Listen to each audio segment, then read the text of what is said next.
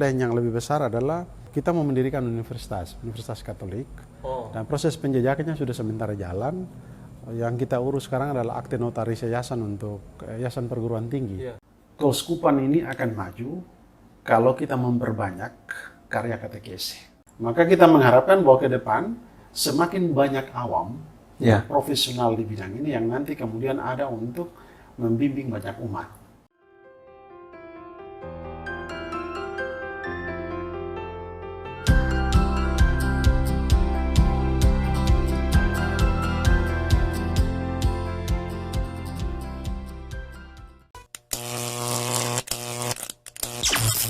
Oke guys, hari ini kita akan ke Sekolah Tinggi Pendidikan Agama Katolik Ambon, ST.Pak Santo Yohanes Penginjil Ambon. Kita akan bincang-bincang dengan Pastor Andi Sainyakit, beliau ketua ST.Pak di sana. Kita akan lihat di sana ST.Pak itu seperti apa, ya. Jangan kemana-mana, ikuti terus channel Pace Ebene. Kita akan jalan ke Poka untuk lihat ST.Pak Ambon. Ciao.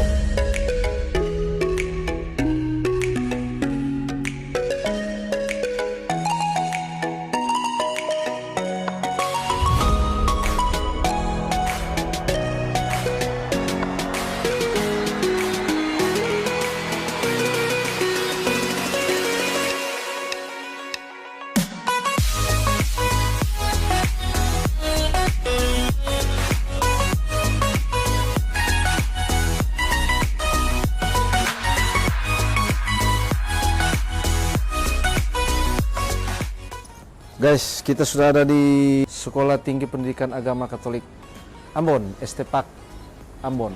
Wah, ini gedungnya. Gedungnya ada 3 lantai. Gedung 3 lantai, gedungnya bagus.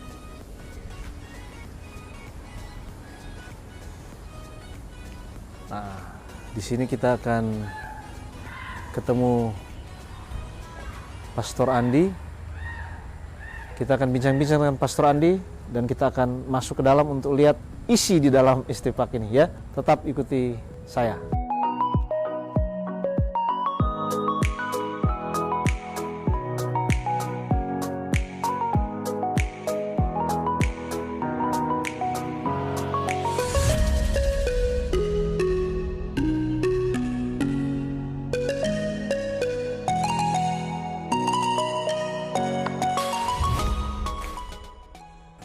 Guys, di Poka ini rumah dosen, ya.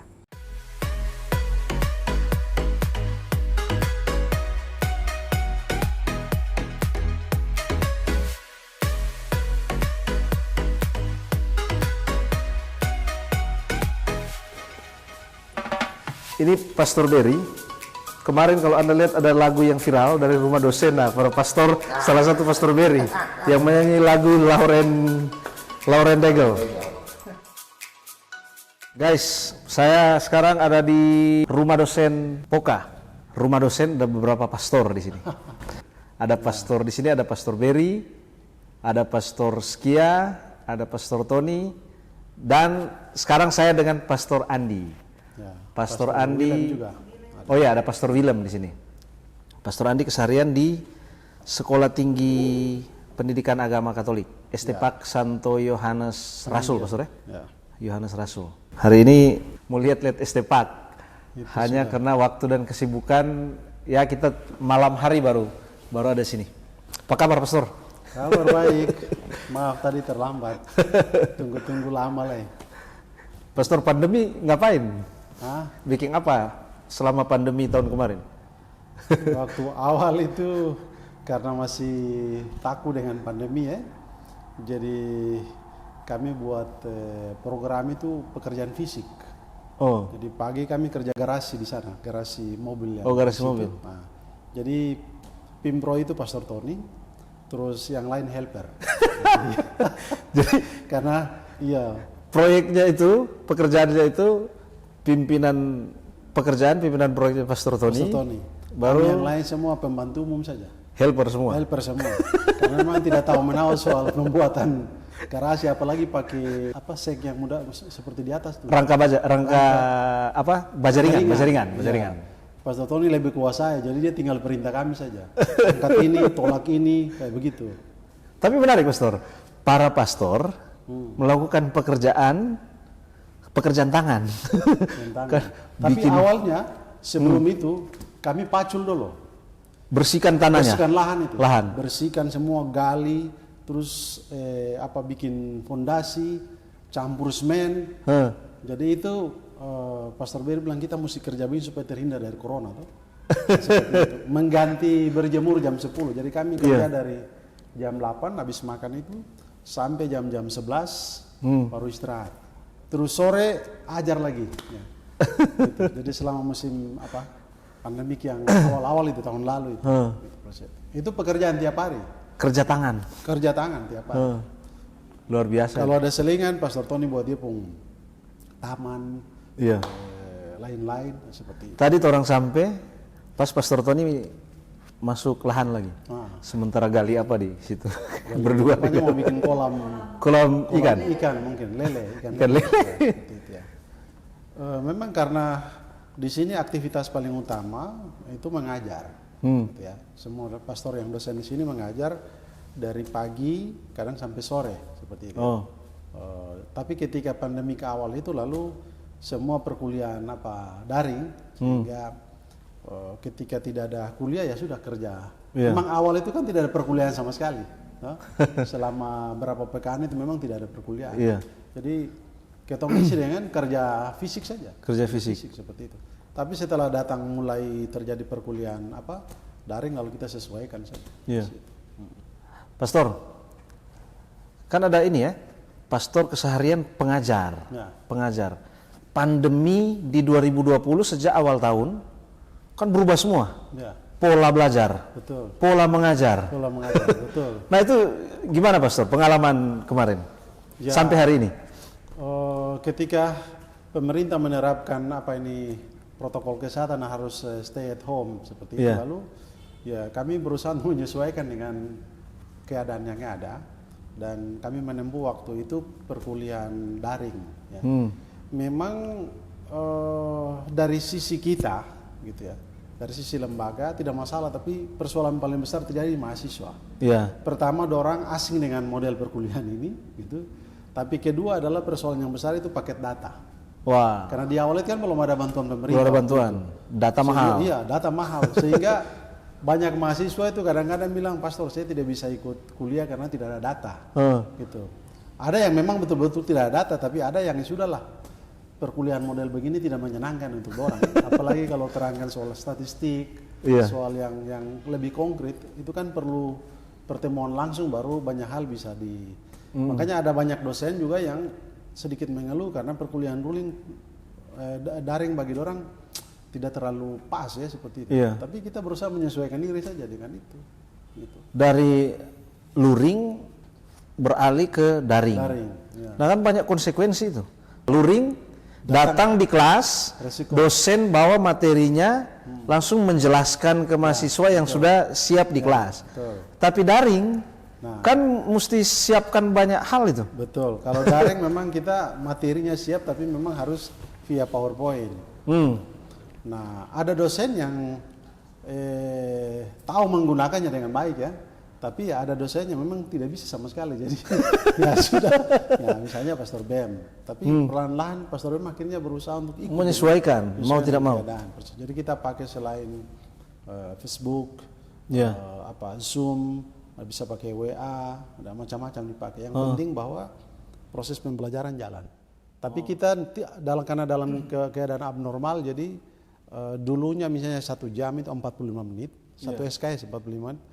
Kita kurangi jadi satu SKS hanya 30, supaya mengurangi lamanya lamanya perkuliahan, karena paket data dan macam-macam seperti itu. Tapi ini tidak menyebabkan pressure tersendiri buat mahasiswanya sama dosennya. Pressure kan sangat besar. Itu satu dia butuh tenaga ekstra untuk menyiapkan materi. Betul. Sementara si mahasiswa juga tugas-tugasnya sama juga, dia bahkan beta dengar semakin banyak tugas malah ketika pandemi. Ya, karena di dalam perkuliahan daring untuk membuktikan dihadir atau tidak, maka mesti ada tugas. Jadi misalnya 20 menit terakhir buat tugas seperti itu, dan dia kumpul di 20 menit terakhir atau sesudahnya gitu untuk membuktikan bahwa dia hadir.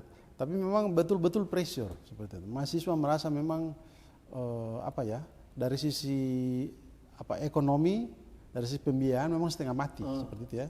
Kita juga dari sisi dari bagaimana membawa materi dengan baik dengan menggunakan media yang ada seperti itu. Beda kalau ketemu langsung, suasananya lain. Tapi ini kita hanya berhadapan dengan satu monitor. Jadi kadang-kadang ya belum lagi kalau tiba-tiba sinyal drop macam itu sangat mengganggu konsentrasi seperti itu.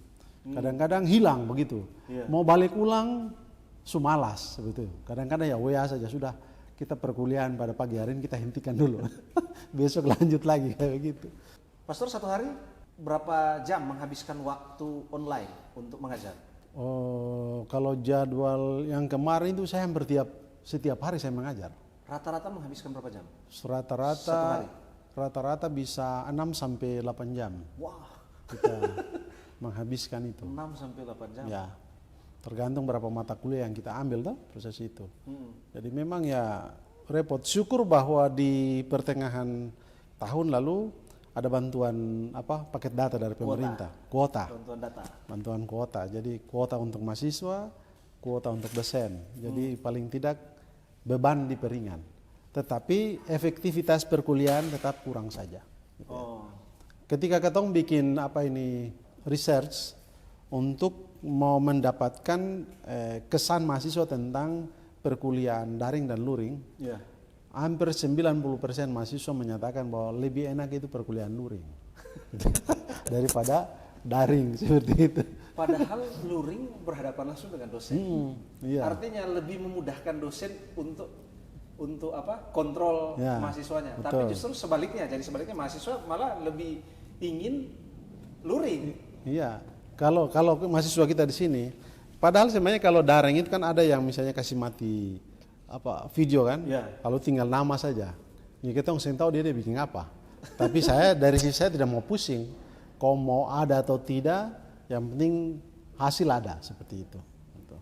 Proses pada akhirnya it's okay lah dengan situasi ini. Tapi hasilnya itu yang jadi ini. Kalau kita membandingkan perkuliahan luring dan daring ini mau bilang efektif juga tidak, karena banyak hal yang ketong sering capek di dalam pembelajaran. Misalnya dari sisi waktu ketong potong dari 45 satu SKS jadi 30. Lalu dari sisi materi tidak semua hal bisa langsung diterangkan. Jadi yang namanya PowerPoint itu saja yang diterangkan. Lalu ketong kirim materi via WA, dong baca gitu. Jadi 2 hari atau 3 hari sebelum perkuliahan su kirim lebih dulu bahan ajarnya, dong baca, sehingga nanti ketika perkuliahan daring jalan tidak semua hal akan ketong jelaskan karena posisi waktu gitu toh. Jadi hanya hal-hal tertentu yang penting kita sampaikan, mau mengerti atau tidak pokoknya pergi dulu. Makanya pakai PowerPoint. Namanya juga PowerPoint. Kekuatannya itu ada di pointers itu. Betul, seperti itu. Nah, kayak Pastor Bem, dia selalu mengeluh, aduh, 1 SKS hanya 30 menit. Saya jelaskan apa? Baru masuk, masih teknisi mau lihat ini dengar atau tidak, masih dalam hal teknis saja itu sudah makan waktu. Belum lagi tiba-tiba macet seperti itu ya. Akhirnya kan waktu habis. Nah guys, bersyukurlah kalian yang tidak melewati masa-masa kuliah, masa-masa sekolah untuk situasi saat ini. Ya termasuk kita ini yang generasi yang sudah selesai kuliah. Tapi kalau dengar tadi cerita, wah luar biasa tantangannya mengikuti sistem pembelajaran masa pandemi ini. Iya.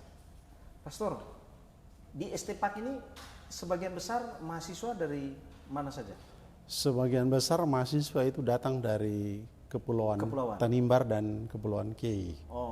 Sebagian kecil saja yang datang dari Kepulauan Aru, lalu Pulau Buru dan Maluku Utara.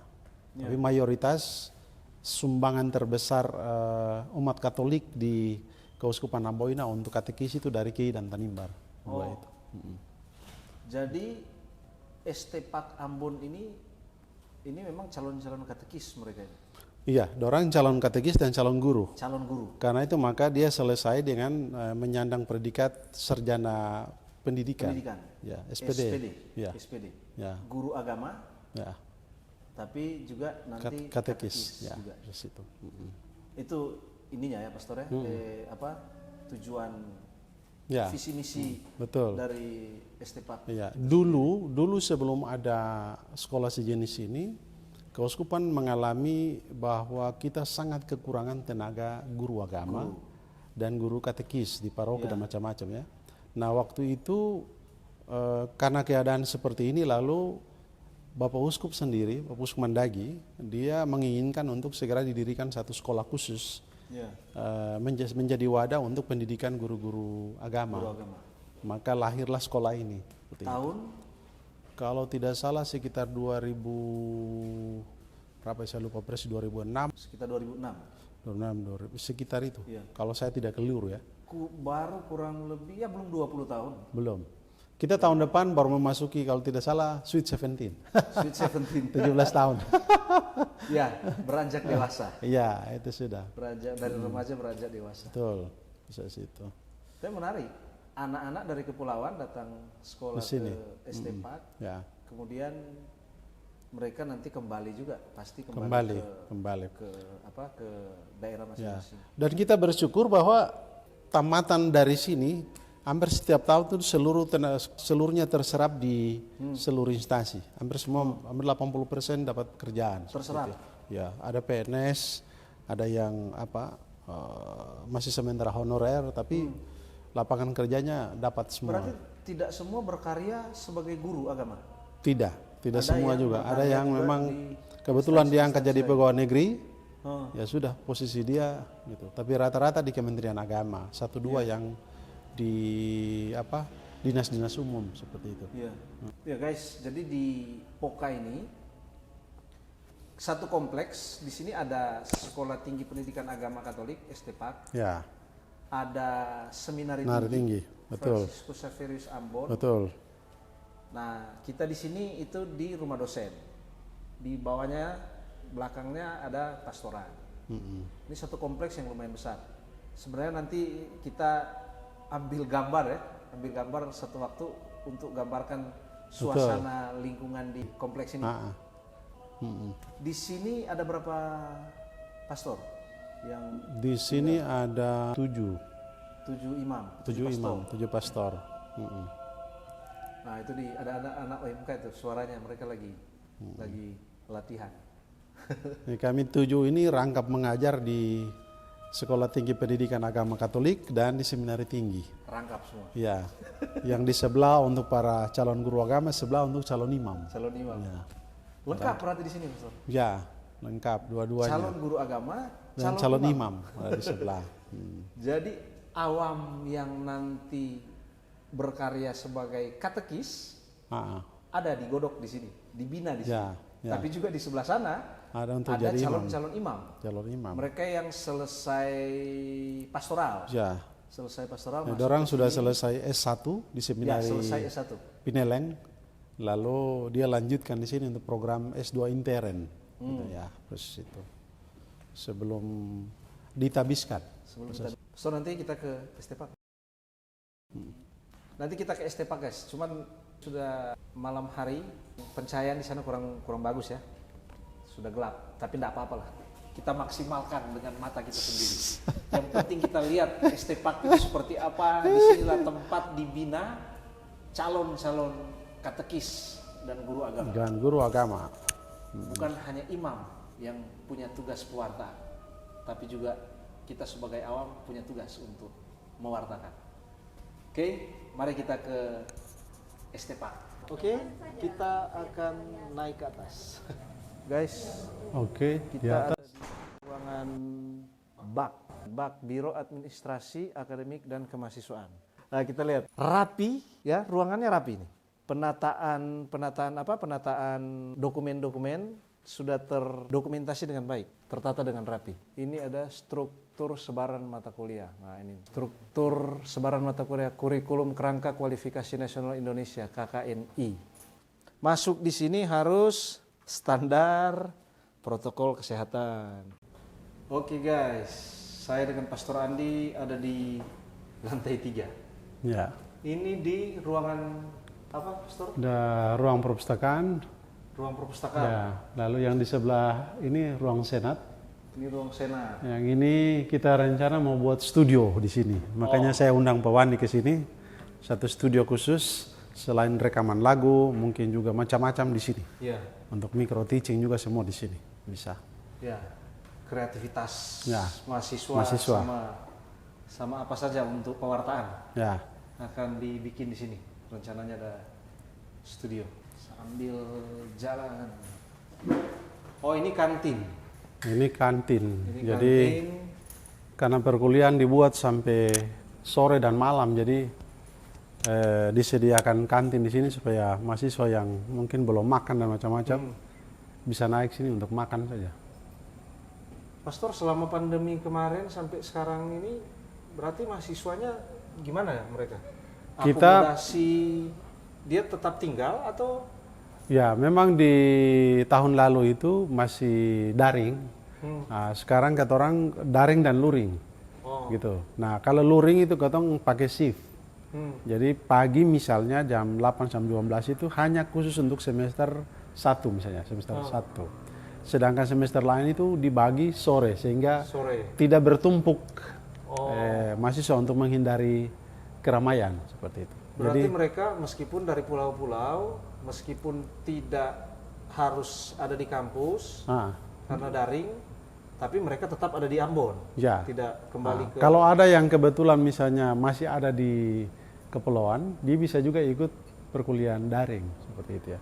Tapi rata-rata semua di Ambon. Iya.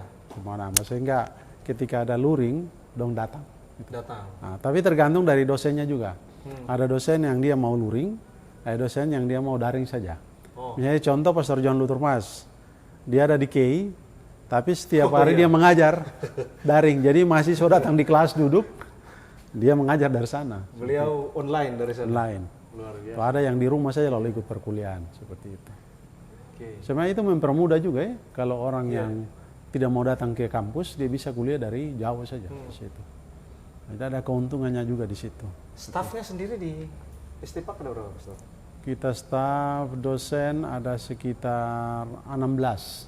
16 Ya. dosen. 16 dosen. Pegawai? Pegawai sekitar 12 atau 13 ya. Gitu ya. Lumayan. Ya. Ya, untuk satu kampus ya. Untuk satu kampus. Ya. Lumayan. Nah, sebagian yang lagi studi lanjut, dan sebagian yang ada di sini. Iya. Kalau ya kan sekolah tinggi, dia tidak ada rencana untuk memperluas ininya. Ya, memang kampusnya. kami dalam apa ini rapat kerja yayasan kemarin itu memang kita putuskan untuk meningkatkan sekolah ini ke institut. Itu plan pertama, tapi plan yang lebih besar adalah kita mau mendirikan Universitas Katolik.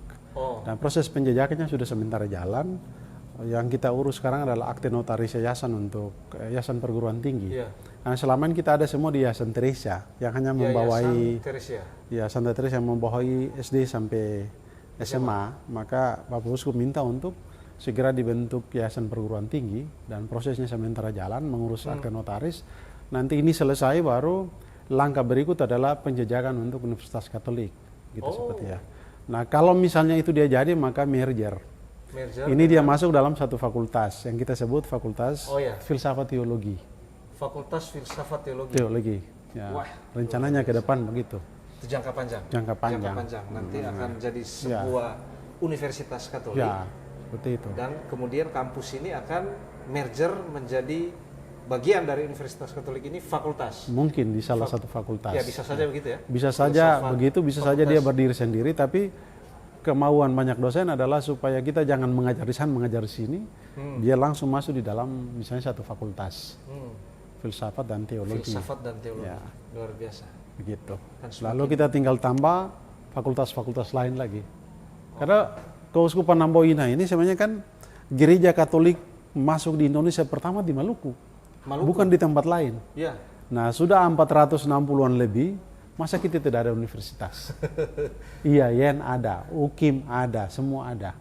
Malah Rektor Unpati beberapa kali selalu bertemu, dia selalu dorong, Pastor, coba ada Unika, seperti itu ya. Gitu. Dan saya dengar-dengar waktu saya di Papua kemarin, guru-gurunya itu dari Maluku. Semua dari Maluku.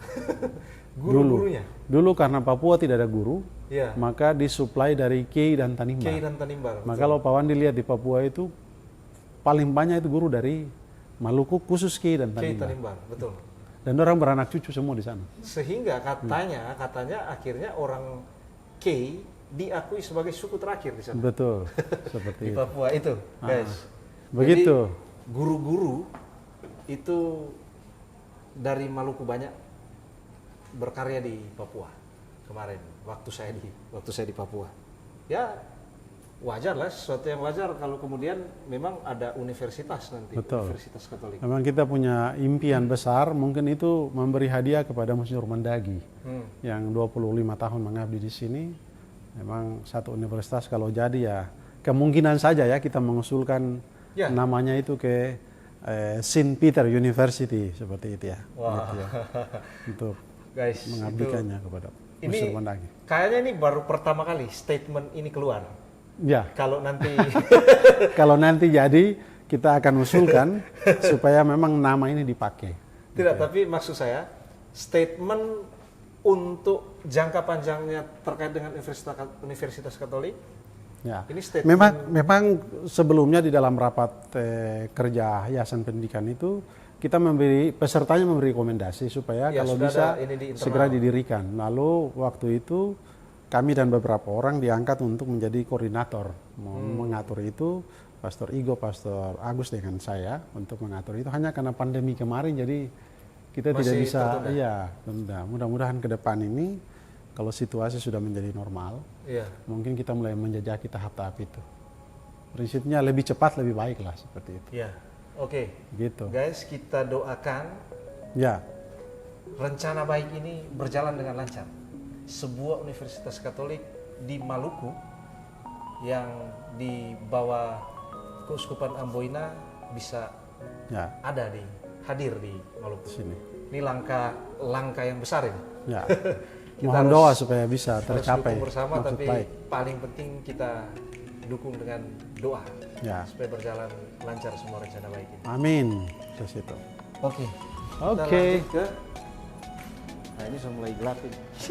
Makanya tadi Pastor Ben komen terkait dengan pencahayaan.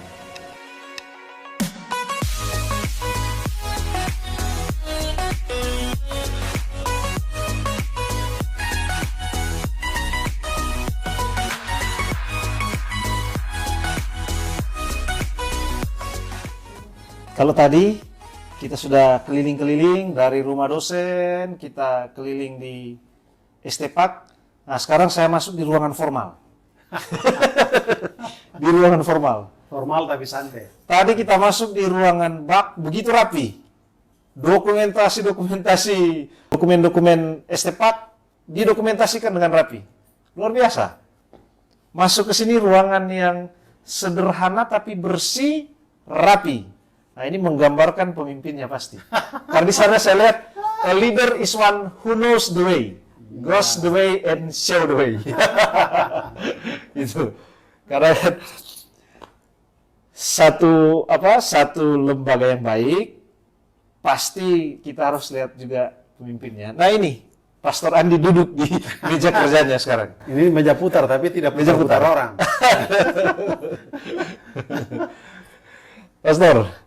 Pastor tinggal di rumah dosen.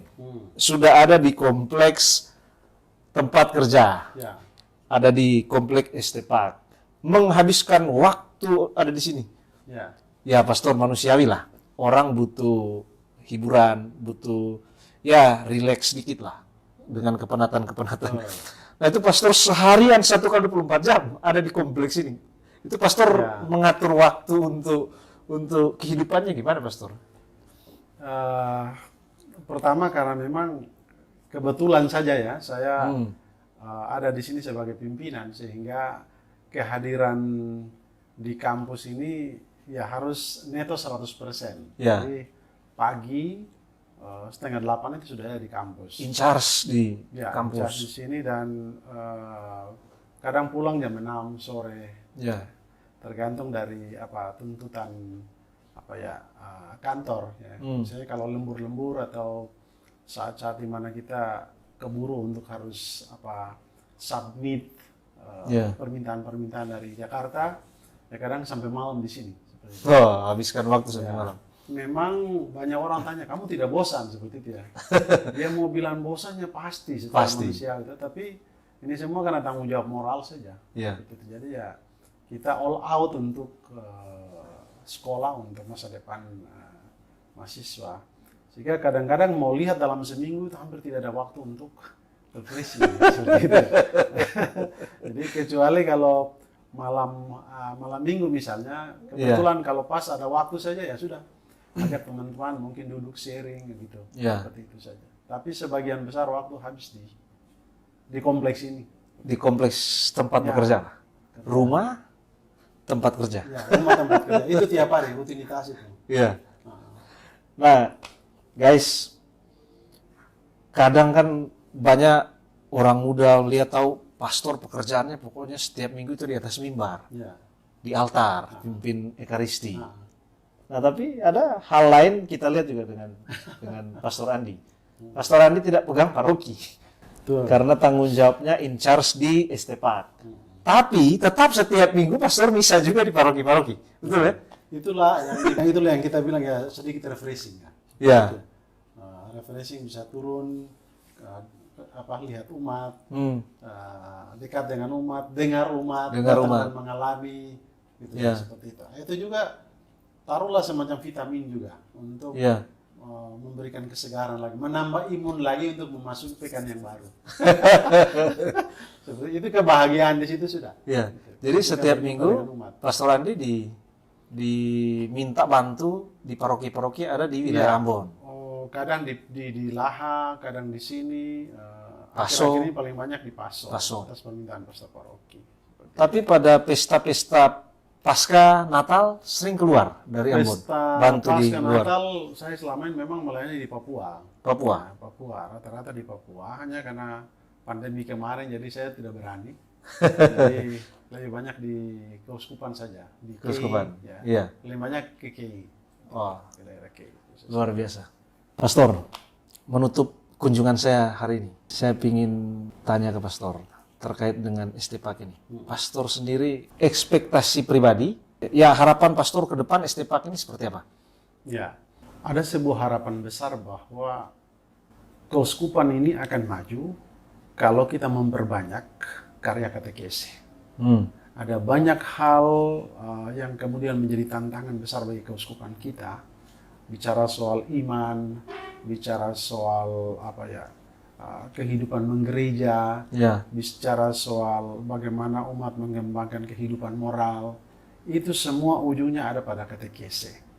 Dan Estepak adalah salah satu, bahkan satu-satunya sekolah tinggi pendidikan di Keuskupan ini yang menyediakan tenaga-tenaga profesional yang handal untuk maksud ini.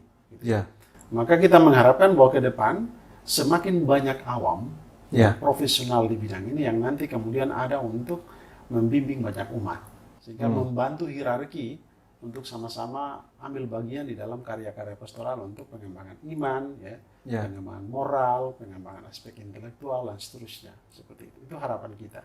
Jadi kolaborasi antara awam sendiri, para katekis yang profesional dengan hierarki, saya pikir itu akan menjadikan kita sebagai satu teamwork yang kuat untuk membangun gereja lokal. Seperti itu. Wah. Paling terakhir nih Pastor, bagaimana antusiasme orang muda menjadi katekis? Kan bisa dilihat mereka yang datang belajar, datang sekolah di Estepak. Fakta bahwa Estepak sebagai satu sekolah tinggi pendidikan keagamaan, dia ada di tengah-tengah, ada begitu banyak perguruan tinggi, ada begitu banyak universitas yang menyediakan juga apa ya, berbagai macam pilihan ya untuk masa depan ya. Di sini hanya satu pilihan, yaitu bahwa orang nanti kemudian menjadi guru, tapi guru plus, guru agama Katolik. Nah, sementara di perguruan tinggi lain mereka menawarkan banyak pilihan. Mau ekonomi ada, mau politik ada, mau hukum ada, seperti ya. Jadi pilihan terbentang luas. Ya. Nah, kita tentu tidak mengharapkan bahwa semua anak muda harus bertumpu di sini. Nah, di sini yang sangat menentukan adalah soal panggilan. Orang terpanggil atau tidak. Ya. Kalau orang betul-betul terpanggil untuk mau melayani Tuhan secara lebih dekat dalam karya-karya pastoral, maka akan nampak di situ bahwa yang terpanggil itu yang datang di sini. Jadi panggilan itu adalah hak Allah. Seperti menjadi imam juga itu hak Allah, bukan hak saya. Jadi ketika Tuhan memanggil seorang awam ya, anak muda untuk nanti ke depan mengambil bagian dalam pelayanan, maka ketika Tuhan panggil pasti tidak bisa tolak. Begitu ya. Beda dengan di luar.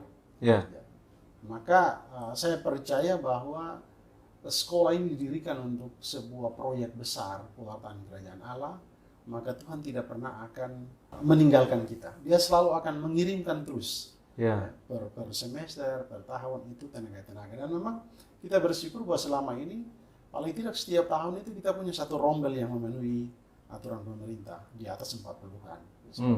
Dan itu untuk kami sangat cukup karena kita tidak perlu sekian banyak seperti itu. Yang penting bahwa setiap tahun kita bisa memenuhi permintaan keuskupan untuk guru agama Katolik seperti itu. Oke.